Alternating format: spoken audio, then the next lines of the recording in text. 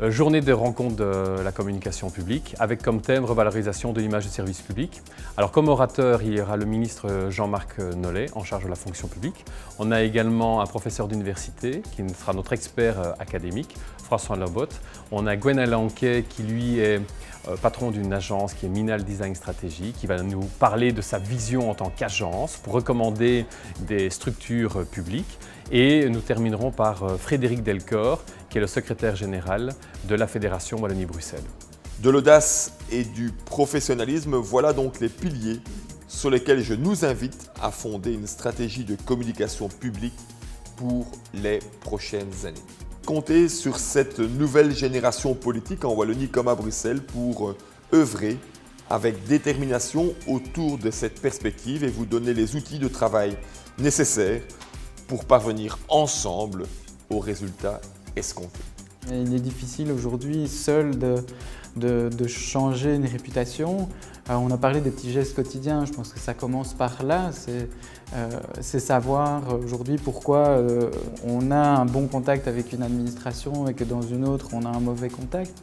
Bien souvent, ce n'est pas une question de volonté, mais si on analyse un peu le problème, on se rend compte que ces gens n'ont pas une vision claire de ce qu'on attend d'eux ou se dire je vais sourire, mais je sais bien qu'après ça ne va pas aller. Donc, le piège de l'image, c'est de donner quelque chose qui ressemble à du vernis et que lorsque l'on gratte un peu, on voit la réalité des faits. Et je crois que les gens au quotidien, si on leur dit travailler sur votre réputation, souriez au public et que derrière il y a plein de problèmes, c'est peine perdue. Je pense qu'effectivement, on ne doit pas sous-estimer ce qu'on a tendance à faire dans le monde public, l'importance de la communication. Ça, c'est le premier élément. On doit vraiment, c'est important, ce n'est pas secondaire, on doit vraiment consacrer des moyens à pouvoir diffuser de l'information sur ce qu'on fait, sur ce qu'on est. Ça fait partie de notre mission de service public que de pouvoir communiquer quels sont tous les services auxquels nous pouvons donner accès. Et donc je pense que pour renforcer notre légitimité, on a des actions à mener qui tiennent à notre manière de gérer nos institutions. Il y a des évolutions qui doivent s'opérer et qui sont en train de s'opérer dans les services publics en termes de gestion réellement des institutions. Et il y a aussi des choses qui doivent se faire en matière de communication, où on doit avoir une communication sans doute qui est moins institutionnelle qu'elle l'a été pendant longtemps et qui est plus de l'ordre du lien émotionnel avec le concret de la vie des gens et mettre en lien le concret de leur vie et ce que nous faisons. Les services publics confondent un peu les médias qu'il faut traiter et se ruent vers de la communication plutôt éphémère, comme des communications publicitaires, etc., qui dans le monde privé, certes, va faire de l'activation de marque et aujourd'hui, ils devraient plus travailler sur la perception de leur métier, donc sur des fondamentaux.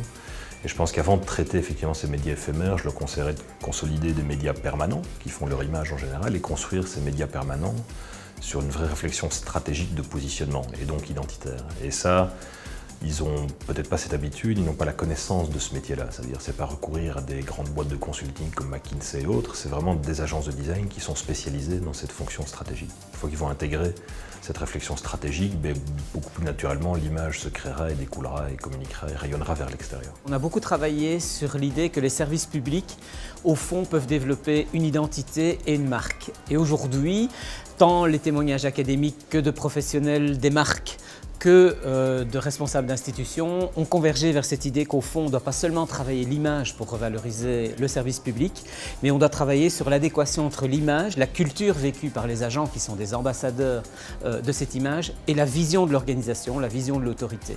Et je crois que c'est cette réconciliation qui, au fond, a été au filigrane de toute notre année de communication publique.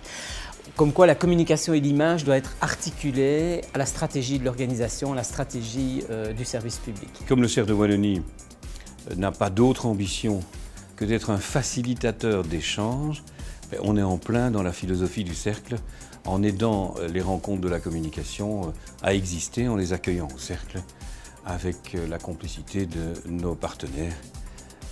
Notamment le groupe Rossel. Donc l'ASBL, Rossel et tous les partenaires sont heureux ici au Cercle de Wallonie de souhaiter évidemment une excellente année 2013 et de bonnes fêtes de fin d'année à tout un chacun, communicateur ou non.